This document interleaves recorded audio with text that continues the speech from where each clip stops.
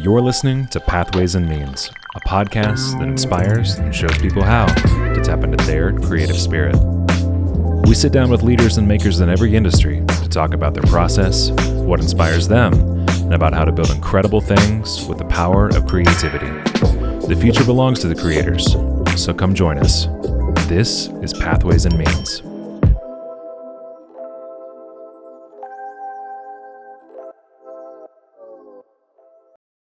Welcome back, everybody, to another episode of Pathways and Means. I'm one of your co-hosts, Connor England, and we are so excited for today's episode.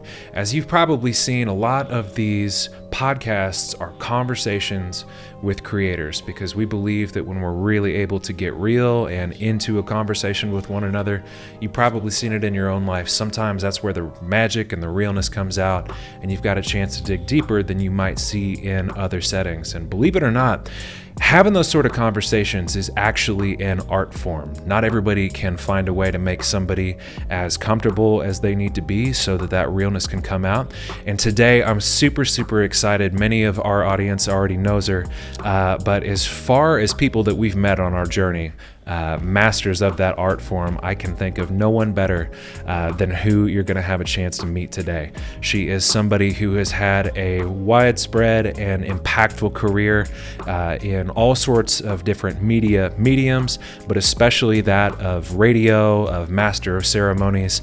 So I'm incredibly excited for you to meet the wonderful, the mellifluous Danielle Norwood. Danielle, thank you for being here today. Thank you. Oh my God, how exciting to chat with you, because essentially this is what we do at Starbucks or any other restaurant around this area. We have these deep conversations, and may I say for the record, Connor is one of the smartest people I've ever known. So if my eyes glaze over, it's because I'm trying to figure out what to say to give him a proper response, because he's going to go there. But go ahead. Oh my goodness. Connor. I mean, you're just the man. Well, everybody on the audio side isn't going to know how much I'm blushing, but I do appreciate you. And usually we keep these conversations going for about 30 minutes, just the highlights. But honestly, it's a rare day when Danielle and I sit down and it's not 3-4 hours. That's right. We have closed out restaurants. Just saying. And they're kind, because they end up hovering over the table like, no, we can anytime talk. Now. Anytime. Got the vacuum running in the background. Anytime now. Oh my goodness. I love it.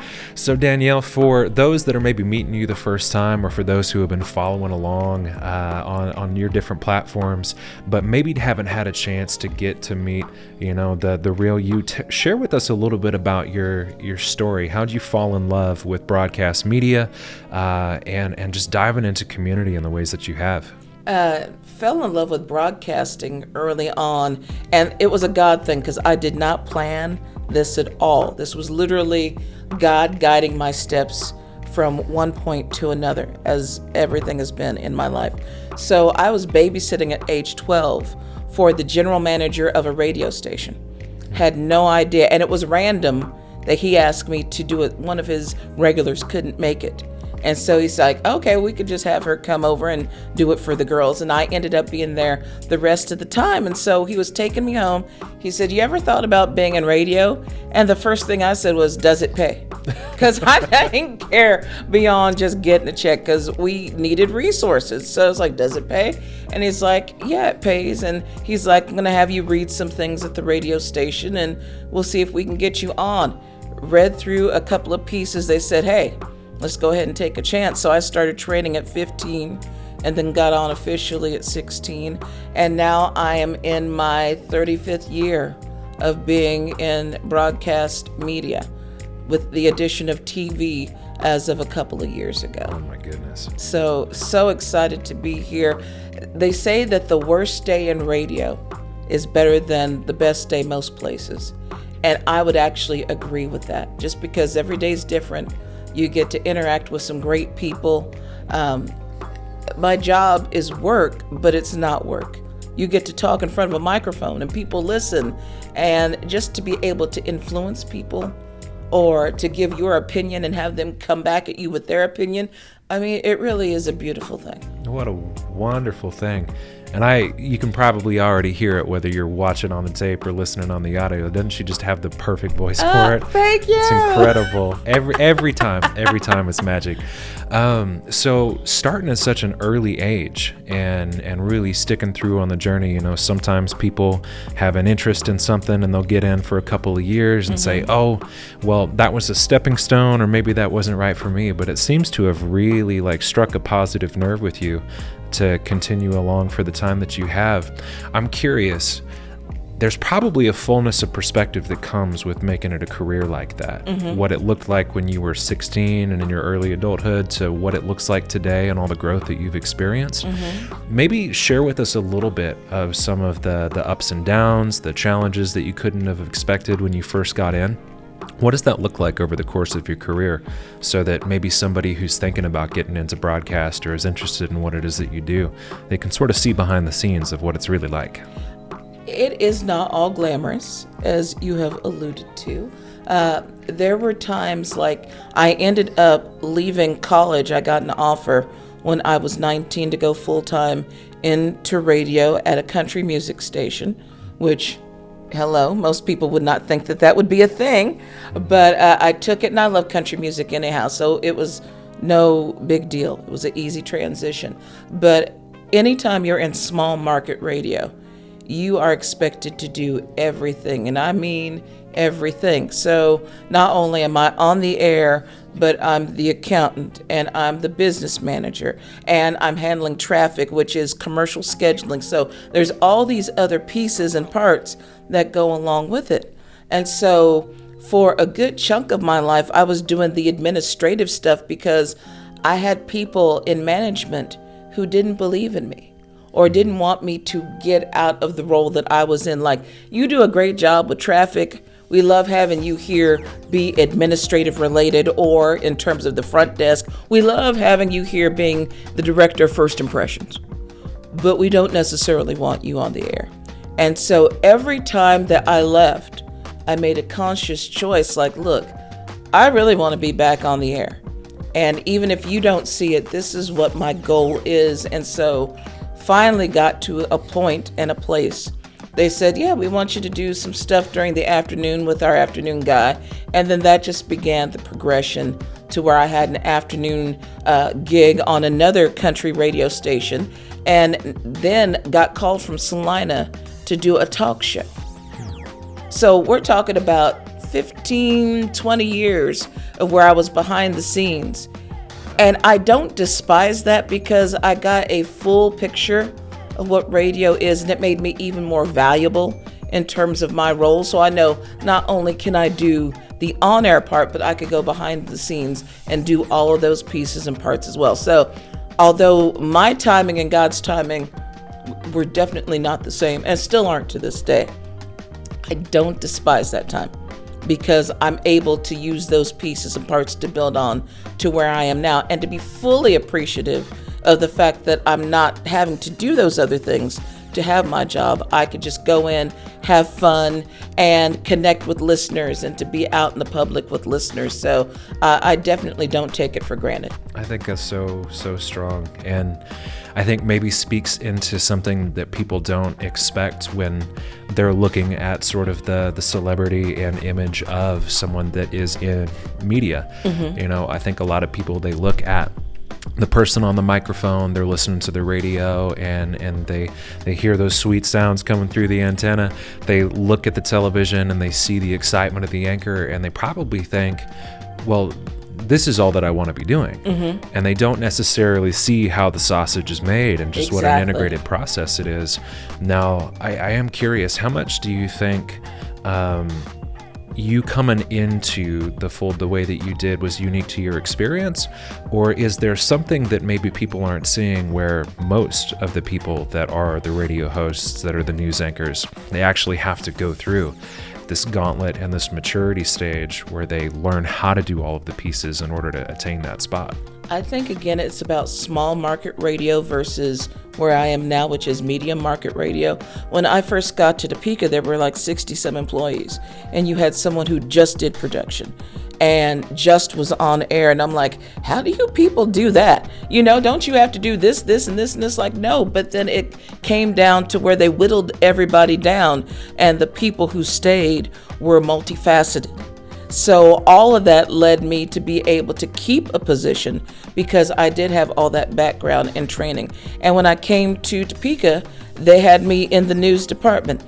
Nothing from being a country jock connects to being in news, but I was able to train my way into it to where not only did I do news and do it for a number of networks across Kansas, but then having my own talk show, having it be popular like it was, and then for 2 years in a row, winning Cap Journal's Best of Local Radio Personality, which again, for an African American on a farm station in Topeka, Kansas, that's God, has nothing to do with me. So totally grateful for the entire journey, the entire walk. Oh, that's incredible. So let me ask you this, and because I know if there are people that can answer the question in a way that is both kind and direct, it's probably you. Wow. We live in and that's a huge skill, right? It's not something that everybody has. We live in a fairly politically correct environment. We do.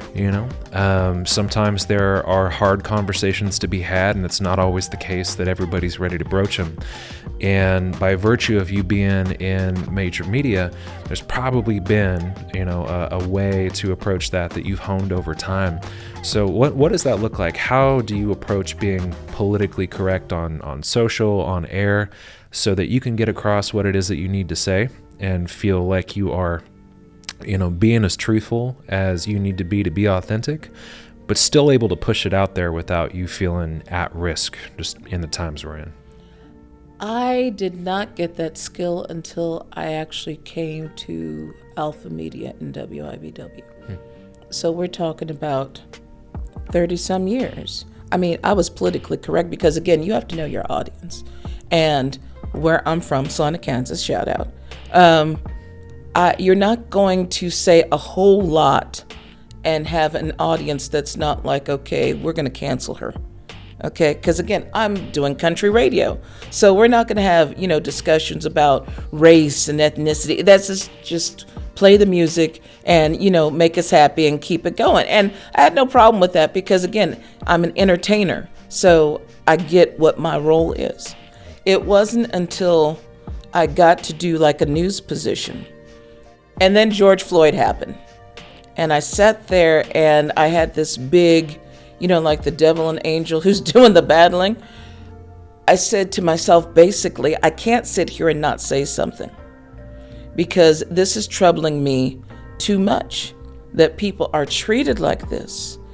And I'm just going to be like, do. It's, I'm just going to be Radio Danny and not have an opinion on it one way or the other. And so I decided to go on social media, on Facebook, because that's where the old people are.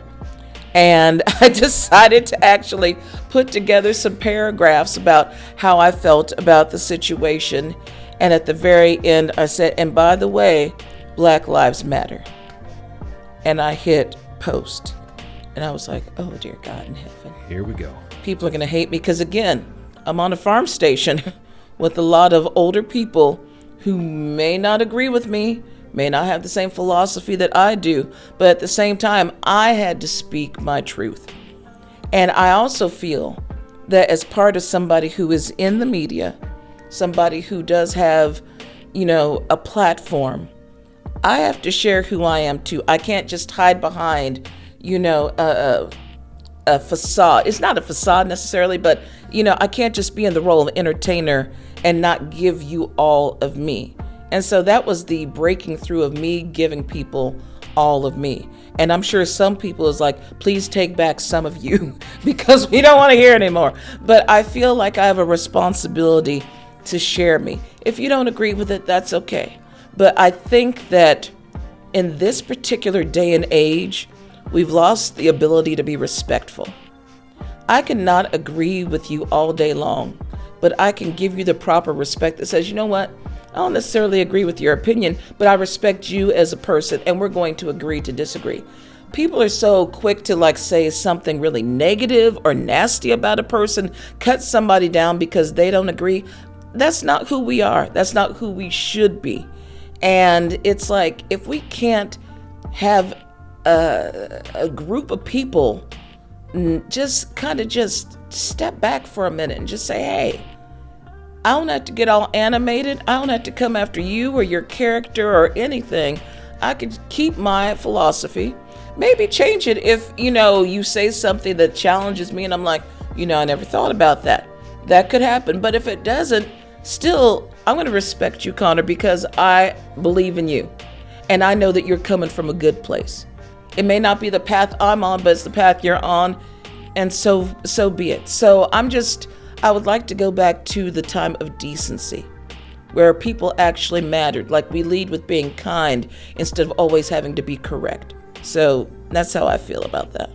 I think that's so important, and is maybe something that, because we're seeing it less, people think is less of a possibility, that this space for respectful disagreement, for the opportunity to speak and be heard, that you don't feel that you're going to be canceled, you don't feel like you're going to be beaten up and dragged as a result. People need good examples of that. We don't always agree on everything it is that we share, but there's always been this space to have like a real honest conversation about that. And we always end up growing as a direct result. And I think sometimes just being willing to ask the questions or to make a statement so that other people can go there and they can see, okay, this is a safe space to go there. We share something, one of our core principles here is be candid, be kind. We got to talk about what we got to talk about, but we can do that in as kind of a way as possible so that we can get to the bottom of it and we can work together as a team to figure out what to do about it. One of the things that you and I have in common in doing this whole, trying to figure out what our strengths and weaknesses are, we don't value small talk. We are not going to be the ones at the party like, hey, Google went up today on the stocks. That's it's not really weather out there, isn't it? Exactly. It's not who we are. We value depth of conversation, which is why we jive so well. And I think that when we talk to people, we are honest and sincerely trying to get to who they are and to get to know them. Because if I know you, I can't just easily dismiss you. If I don't agree with you, that's okay. Because we're not going to agree with everybody. I would hate to have 170 million people just like me. Dear God, that would be boring. But I would like to have a mixture of people who challenge me, and not challenge me like, girl, I'm going to change you up. No, not that challenge, but challenge like, I'm really listening intently because I've gotten to know the core of who you are, and I want to know what makes you tick. So then I can either add some of those elements to my life or to understand how to better, interact with you and to be more respectful and genuine in my interactions with you. So, we just go there. That's why I can sit and listen to you and I'm like, I could tell you read a lot of stuff because you'll bring stuff like Kierkegaard and I was like, who? I read that back in my sophomore year, but okay, explain where you're going with it. But again, I know that because you are that kind of intellectual, that I'm going to have to raise my level of just listening. Like, instead of just hearing what you're saying, I'm trying to listen, to go deep, to hear what it is that you're saying, even without you saying it. I think part of that was just an exposure to the world that was outside of what I had experienced, right? Like, there's only so much that we can take in sitting where it is that we're at. And if we think that we've got the whole picture, then there's no need to change. There's no need to grow. It's like everything you're ever going to be, everything you're ever going to feel is going to be right here. And there had to be a sense of humility that's like, there's got to be more than this. And so whether it was reading or it was seeking out mentors or whatever it was, I wanted to go be able to grasp a little bit at their truth, whether or not it immediately jived with whatever it was that I was doing, because I knew that there was something there. And I think one of the things that was really helpful for me, and it actually started as a result of news. And so I'm even curious a little bit on your experience going from, the Salina station to more deeply into the news cycle. I remember when Obama ended up taking the election, and that was a little bit of a surprise and an upset, just given like John McCain's career and where Obama was in his senatorial experience. But there was something that he did really, really well.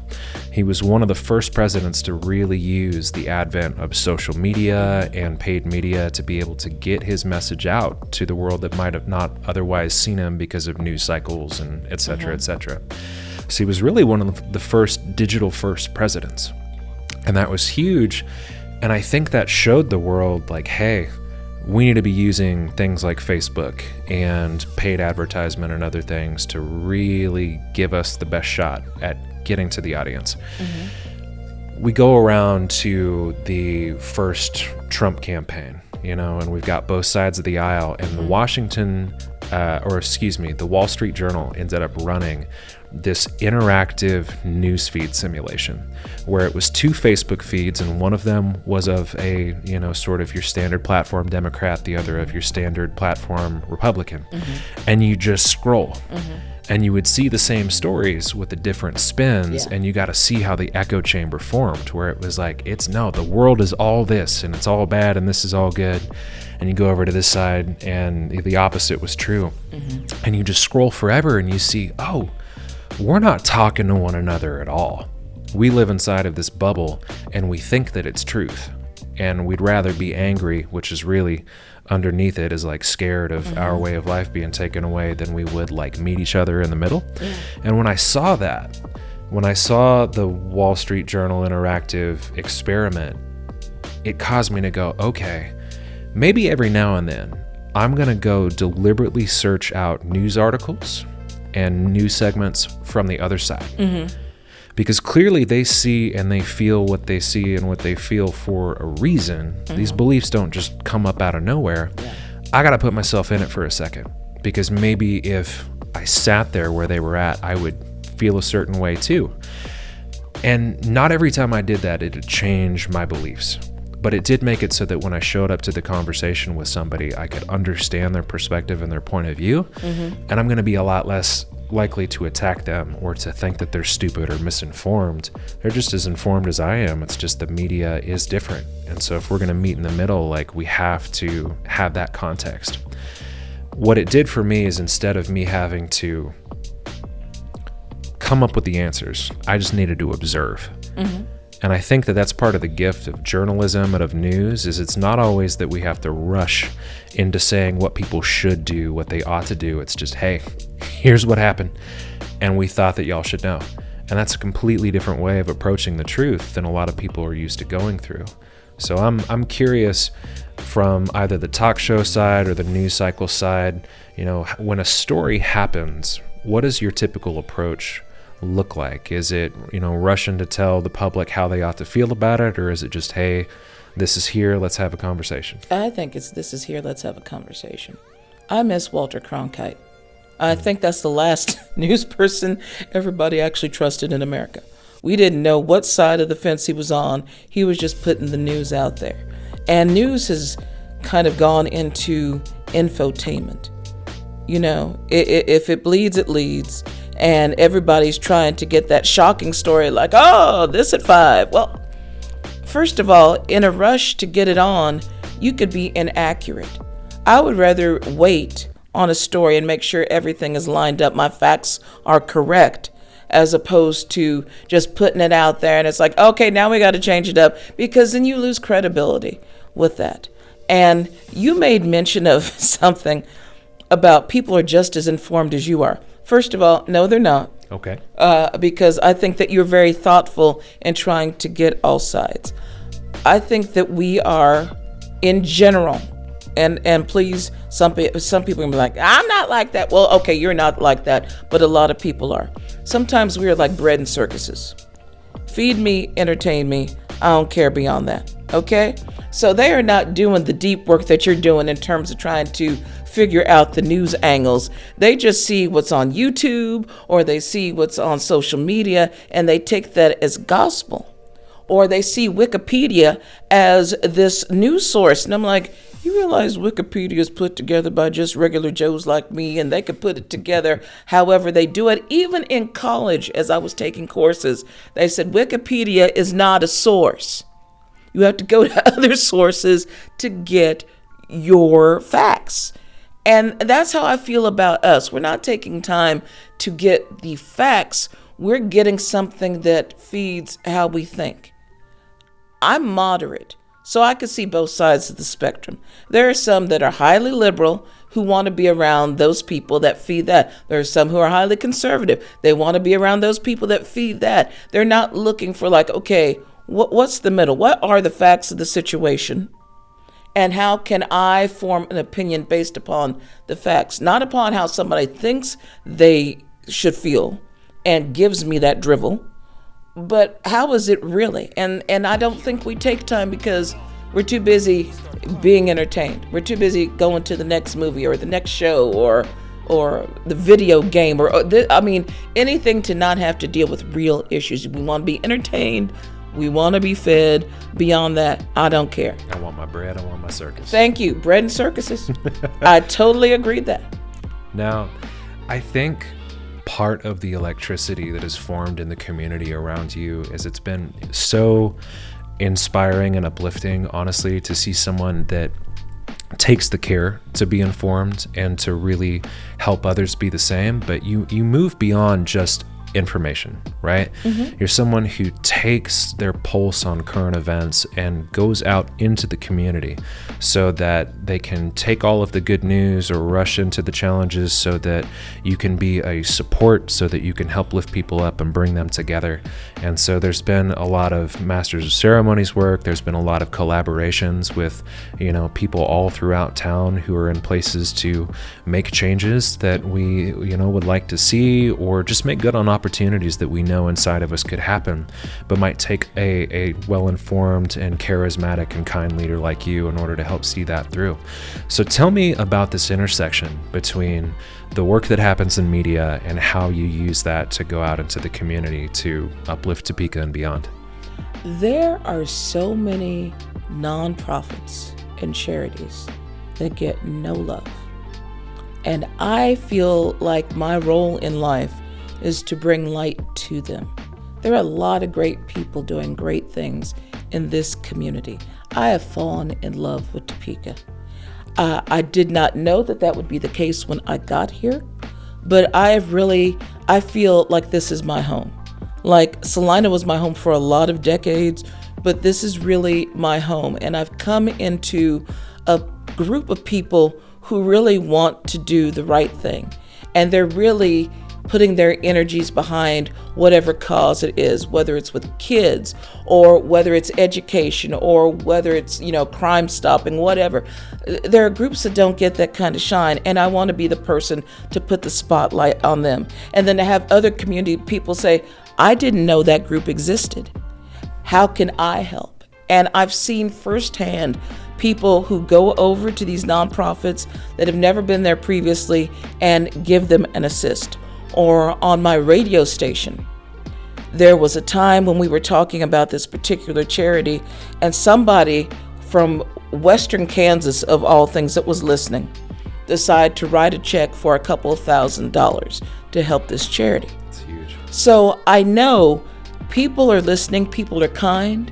When you touch their heart and you connect with the things that they feel are important, they will help out. They will give of their time, talent, and treasure to make sure that people are taken care of. And so I love seeing that. That's the thing that drives me, because as much as people want to say, well, maybe the current times, things are going downhill, things are just bad in general. No, things are not bad in general.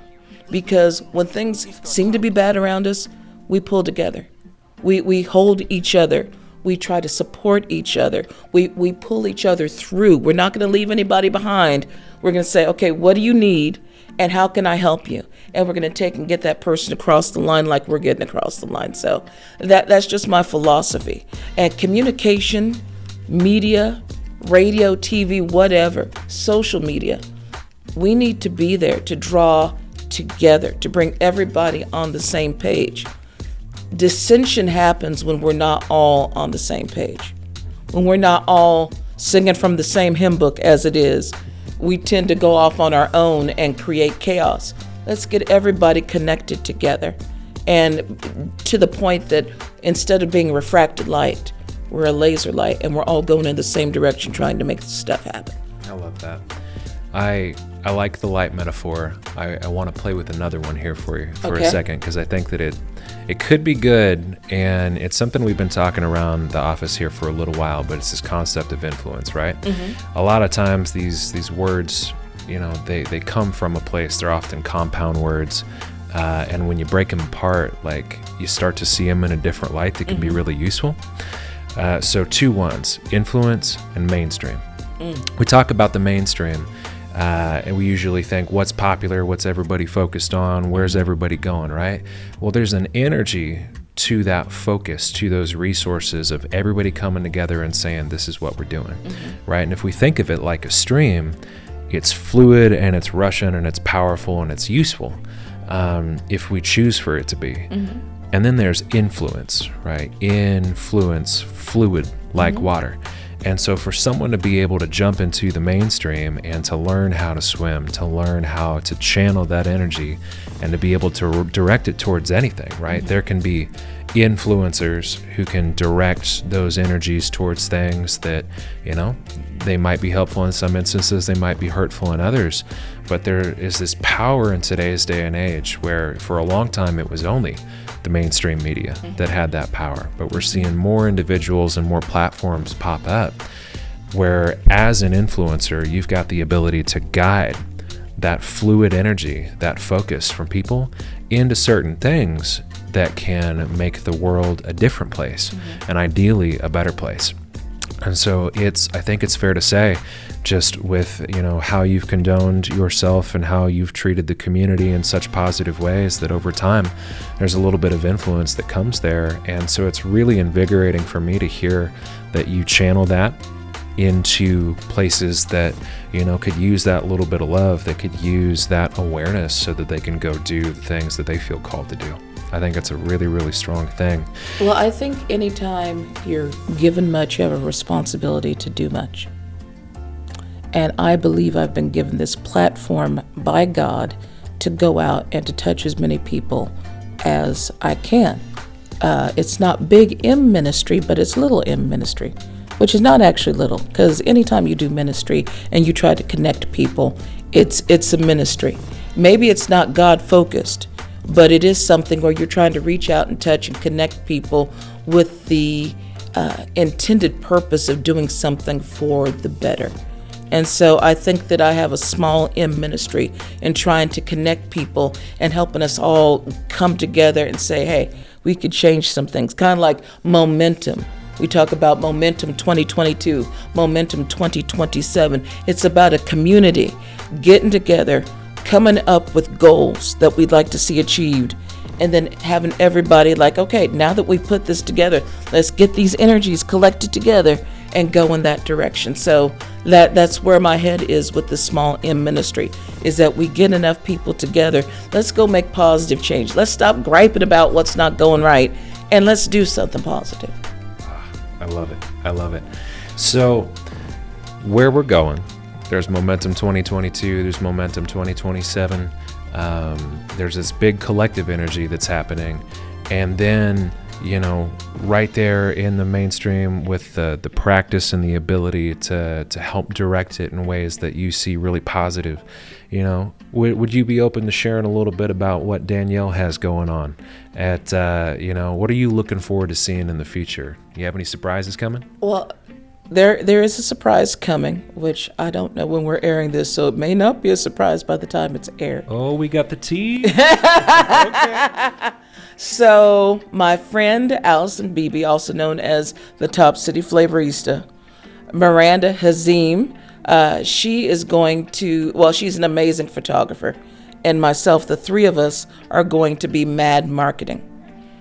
M.A.D. for Miranda, Allison, and Danielle. Oh, I love that. And we sat over cocktails one night. This is probably not the way you form a company, but we were sitting there along with SJ, who is your partner here. And we were talking about, well, actually, I said something to the extent of, we were taking pictures at the dinner, and I'm like, I'm never going to take pictures like Allison or Miranda. They are excellent at what they do, especially with the way that they position things on the page. I said, I don't have that gift, but maybe I could do something in terms of, copywriting, or I could do something in terms of hosting, or even like interviewing somebody that is a business owner and they want to get out there with their media. And all of a sudden it's like, you know what, we should form a company because everybody's got gifts and graces. Why don't we put those together and form a company? And then Miranda said, Mad Marketing. And I'm like, girl, that's brilliant. And she's like, M.A.D., Miranda, Allison, and Danielle. And I'm like, okay. And so we've been going ever since then to be accessible influencer marketing. And the thought around that is this. Not everybody has a huge budget to do influencer marketing. However, we want to be the people who celebrate the people here in Topeka and Northeast Kansas, maybe even beyond, but we'll start here to allow them to use our circle of influence to advertise or connect with community. A lot of people are doing, again, great things in this community.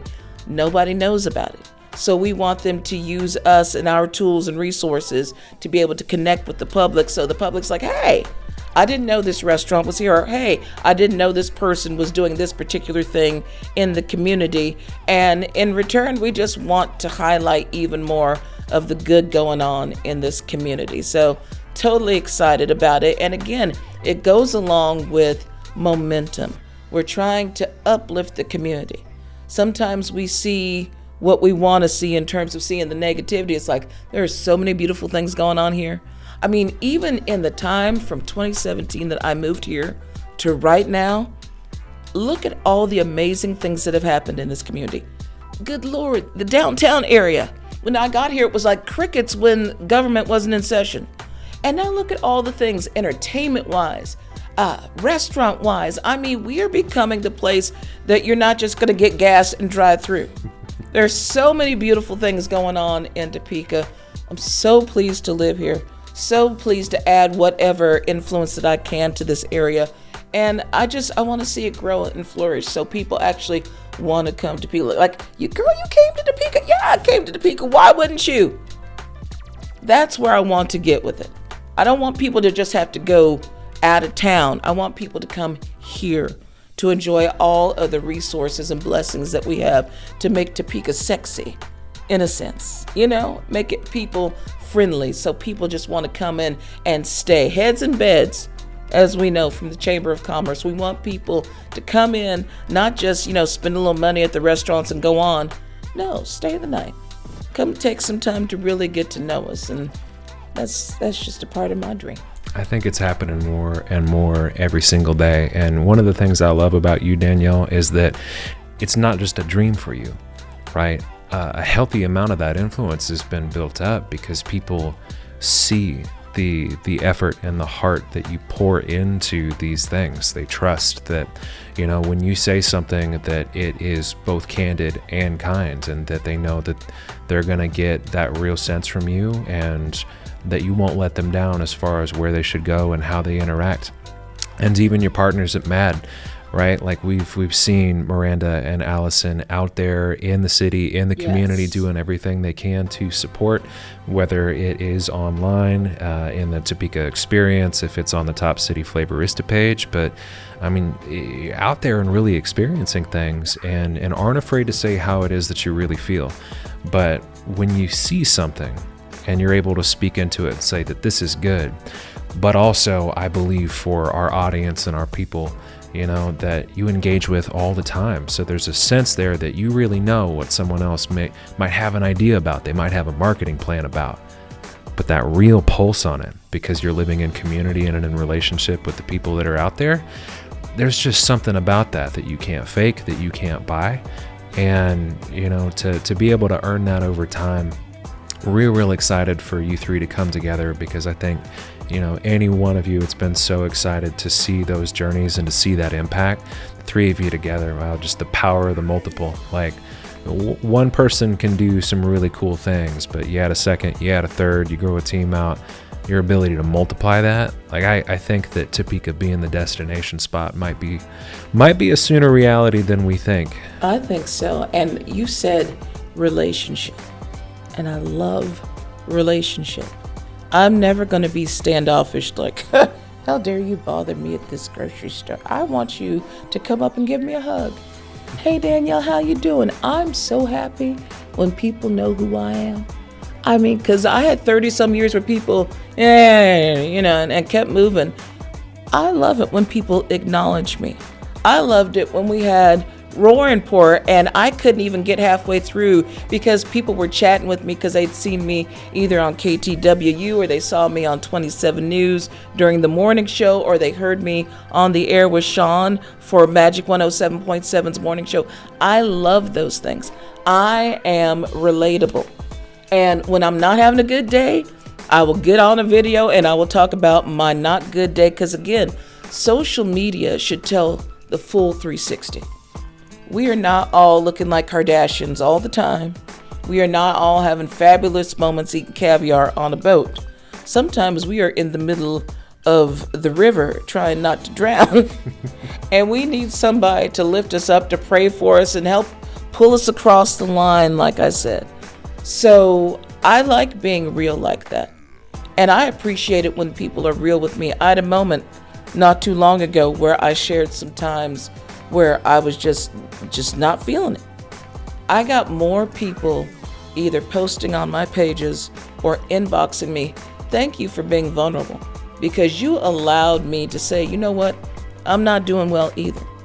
And I appreciate you just going there, because it lets me know, yes, we're going to get through it, but in this moment, I can feel what I feel and know that I'm okay feeling it. That's beautiful to me. Because I do. I want to be real about what's going on with me. If I ain't feeling it, I ain't feeling it. And I'll tell people, look, I ain't feeling it today. Give me some grace. Come back tomorrow and let's hold on for another day. But I just think we need to be real. Everything is not shellacky. It's like, to me, those shoes, those patent leather shoes that used to be so popular, they're good for the first couple of days you wear them. But you scuff them up and they start to look really jacked up, okay? We are not patent leather people.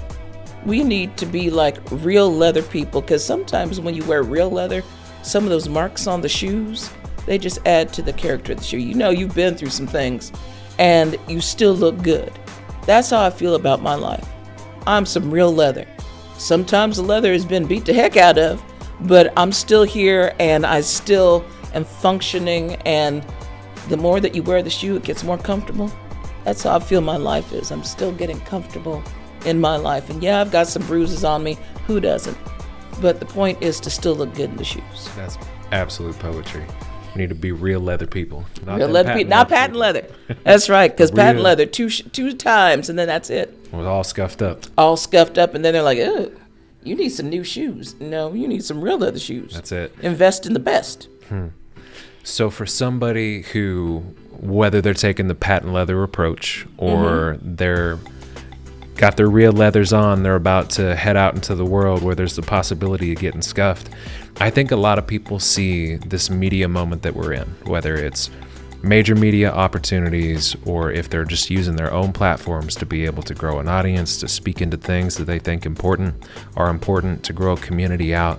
You know, we've got an opportunity to learn from one of the best at that. What would you say to somebody who maybe was starting their journey, some 16-year-old that's just getting out of babysitting, and they've got a mission on their heart, looking to do a little bit of lowercase m ministry? What would you tell them? How would you get started if you were doing it all over again today? I would just say do it. Too many voices in our head tell us not to do it, because you see people who do it better, faster, or they have more limelight, and how are you going to compete? The only person I'm competing against is myself, okay? The only person that person should compete against is themselves. How can I get better? Just, get out the boat.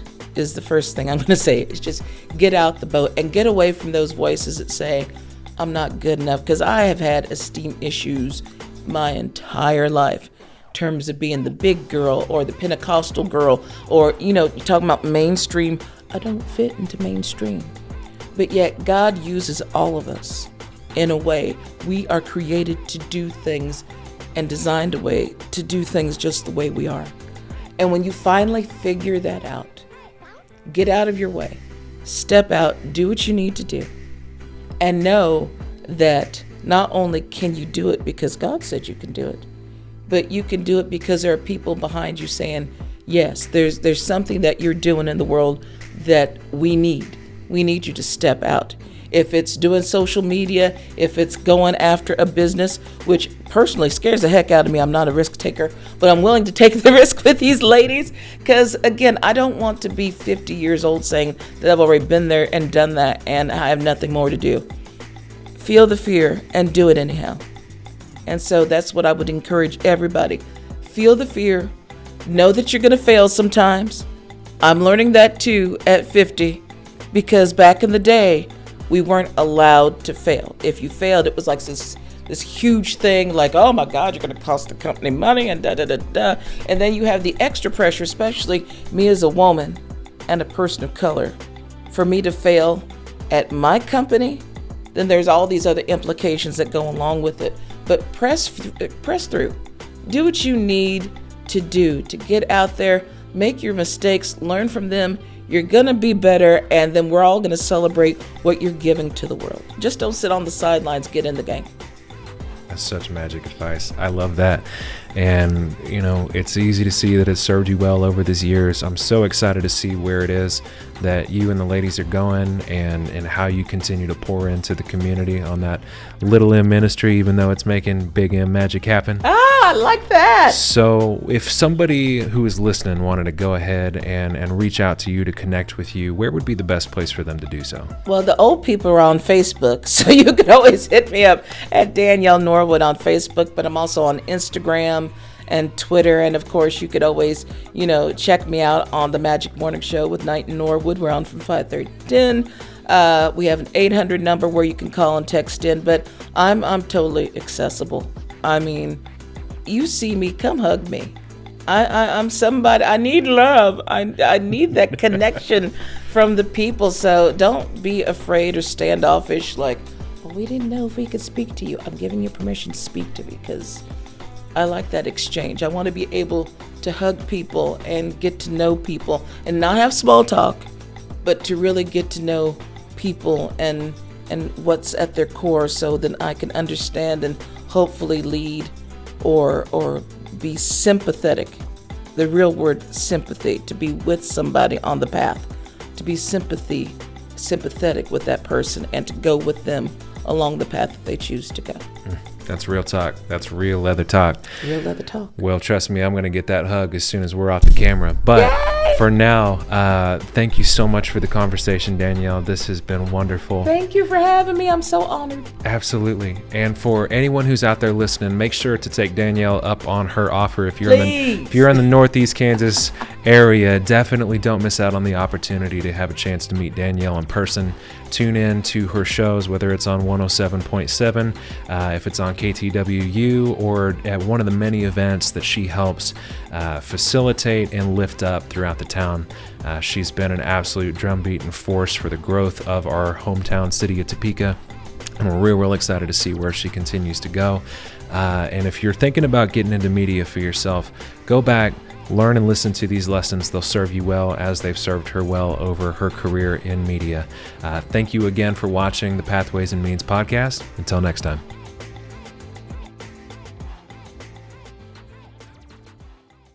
Thanks so much for listening. We hope you found today's episode informative and inspiring.